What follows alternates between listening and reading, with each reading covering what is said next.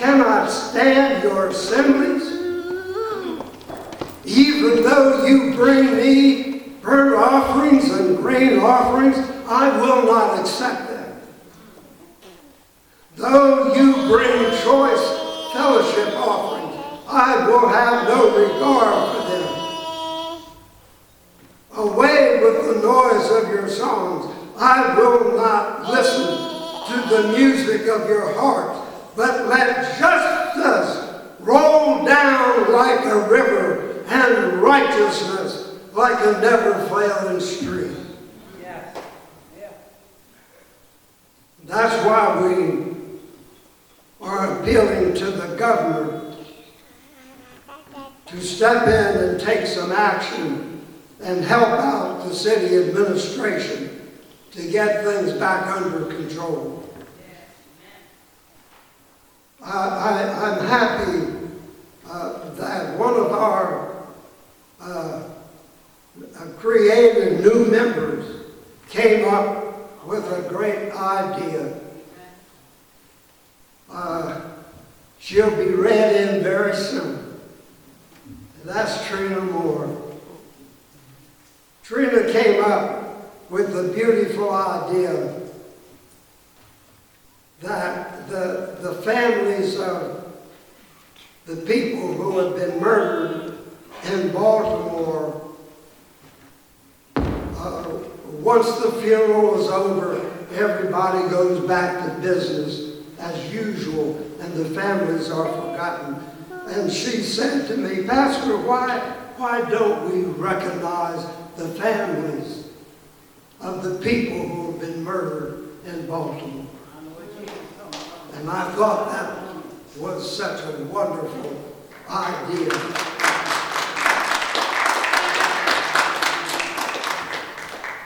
And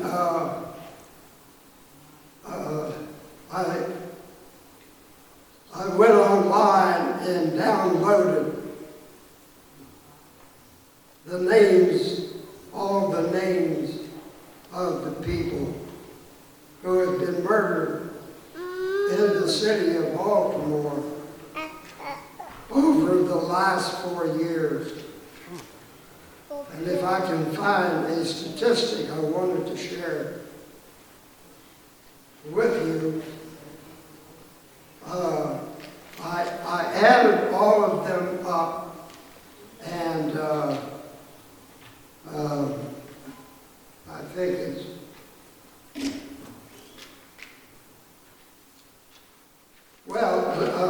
I'm not putting my hands on it now, but I do know that it is over 1,000 people who have been murdered on the streets of Baltimore City over the last 4 years. And here it is. 1,320 people have died on the streets of Baltimore City since 2016. And I've got the names of every one of them right here. And we're planning to have a time that we're calling Tone the Bell, a time of remembrance and healing. Here in the sanctuary, we're going to invite the families of all of these persons to come. And we want to call the names. You see, these persons who died, regardless to what their background or their history may be, they were citizens of Baltimore. And so we want to call their name and honor their families who are left behind. This is a way of showing justice. This is a way of comforting the broken hearts of people who lost a loved one on the street. Let me ask this question. If somebody in your family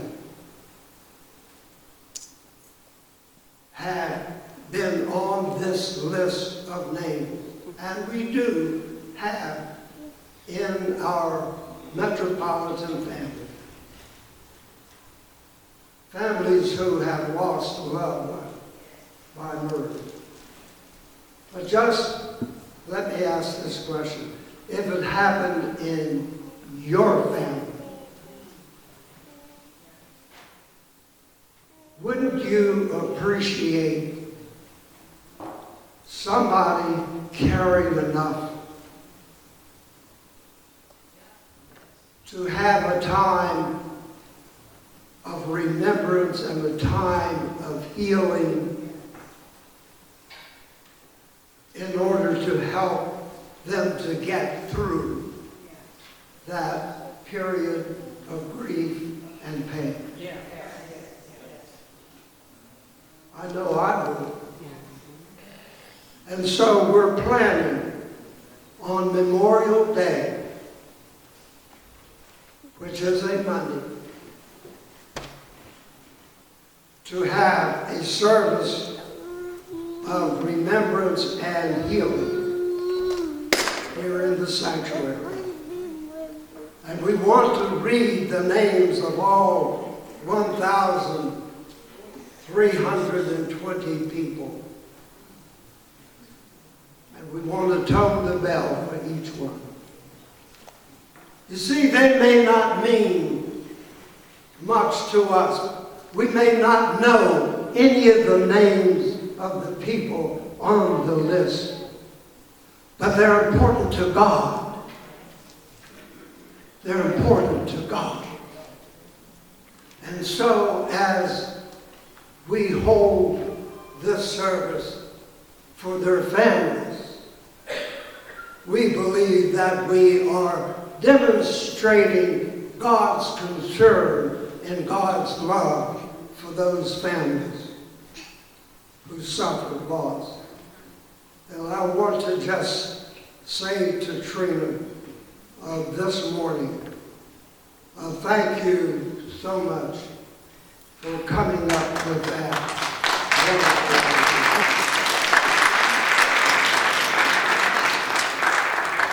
Amen.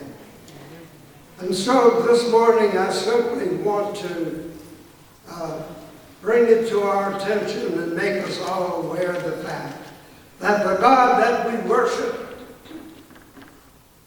is a God of justice, and many times we face injustice. Some of us face injustice on the job. I remember the times when my wife would come home from working at the Social Security Administration, and she would seem to be so burdened. I would ask her, did you have a rough day today? And she would tell me about the supervisor that she worked under,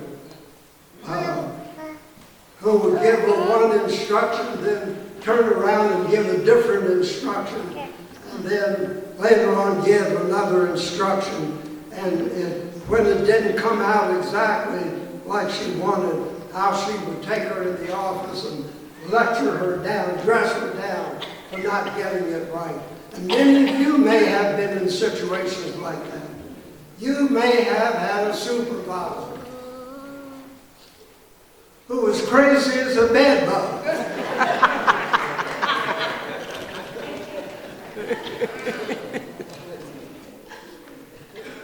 And who just seemed to get some kind of sick pleasure out of being mean. Y'all know what I'm talking about? Yeah. But the God we worship is a God of justice. And He sees what is going on. And one day, he will work all of that out. In the meantime, while the supervisor may mean it for evil, God means it for your good. Sometimes God allows us to go through some things that may be so hurtful that it brings tears to our eyes. And we wonder, why does God allow this to happen in our lives? Trust me when I tell you, God knows what he's doing. You see, sometimes we think we're better than we really are.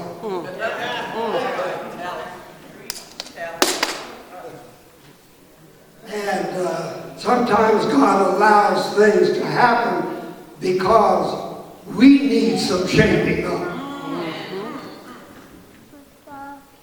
And once we learn a lesson, then he will see to it that is removed from our life experience. So on this first Sunday of the month of February 2020, as we began Black History Month,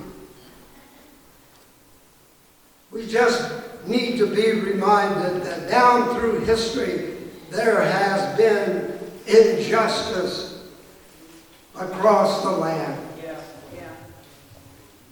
But not to worry. The day will come when God intervenes at the right time, on the right day, in the right way. God will intervene, just as he did in the days of slavery. And God knows how to set things right. And we can count on him to do just that. But in the meantime, keep on keeping on. Be just yourself. Treat everybody right. There's no excuse for Christian folk not to treat everybody right. No matter what you may think of somebody. Treat them right anyhow. Because if you don't, then the day will come when you have to give an accounting. And I will have to give an accounting of how I treated people. And you'll have to give an accounting of how you treated people on your life's journey. And so, hallelujah. Hallelujah. Praise the Lord anyhow. We're going to partake in the Lord's Supper. After the choir will have sung the next selection. If you have anything in your life, listen to me real good, please. If you have anything in your life that prevents you from being right with God, while the choir is singing, you need to confess it to God. So that when you come up to receive the bread and the cup, you come with a pure heart before God. If you're mad at somebody, get over it.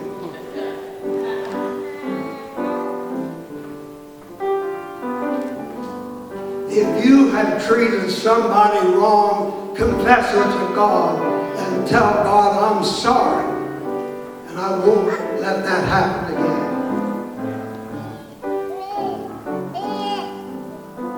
Now the Bible tells us that's important for us to do.